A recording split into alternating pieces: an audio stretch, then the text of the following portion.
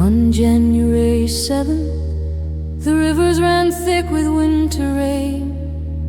The Coosa and Tallapoosa churned beneath gray clouds, their voices deep and timeless, singing songs older than the names that would one day mark their banks. Long before the first surveyor's chain was stretched across the mud, Creek Town stood along those waters, villages alive with the scent of smoke and cedar, the laughter of children, the rhythm of drums that kept time with the river's flow. Each mound they built rose from the earth like a heartbeat, a monument to centuries of life and prayer. Here the people gathered in council, speaking to the ancestors through firelight and faith, their words carried upward into the winter wind. Then the French came, their maps rolled in leather, their voices filled with wonder and ambition. They called this land La Louisiane, a vast and shining claim drawn more from dreams than from truth. They marked rivers they had never seen and mountains they had only heard in legend. Ink spread across paper the way rain spread across soil, beautiful, uncertain, alive.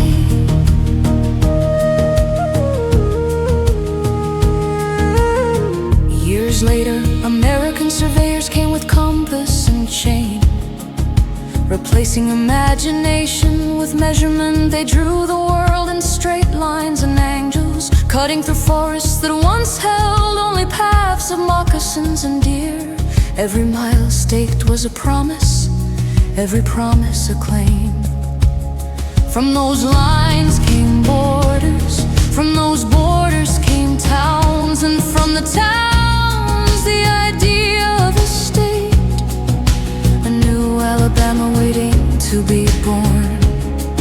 But the land was not done with history. January 7th, 1861, the rain fell again, this time on the marble steps of Montgomery. Inside the Capitol, the secession delegates gathered, their voices echoing off stone walls. They drafted their declaration to leave the Union, and before noon the ink was dry. Outside the crowd erupted in cheers, a sea of flags and fervor waving against the gray. The air smelled of iron and pride, the same pride that would soon carry them into war. The cheers faded, but the decision remained, carved into time like a scar upon the riverbank. 100 years later, the sky called louder than the drums of war. January 7th, 1961, Huntsville's engineers stood beneath hangar lights, their breath turning white in the morning air. In the vast halls of Redstone Arsenal, the first components of the Saturn I stood gleaming.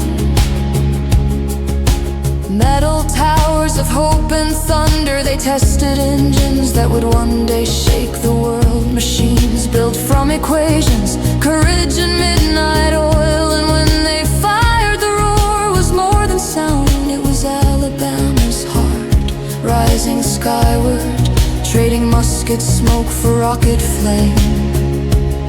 From those tests came a legacy, man on the moon, and a state once divided, now known for reaching beyond itself. In the echo of each launch, you could almost hear the rivers again, the Coosa and Tallapoosa whispering beneath the stars. And time rolled on, January 7th, 2010. Tuscaloosa reopened its rebuilt courthouse, its columns white against a clear winter sky. Citizens gathered not to divide or to fight, but to remember and rebuild. The courthouse stood as both past and promise, old stone joined with new glass, a reflection of Alabama itself, scarred, resilient, and shining still.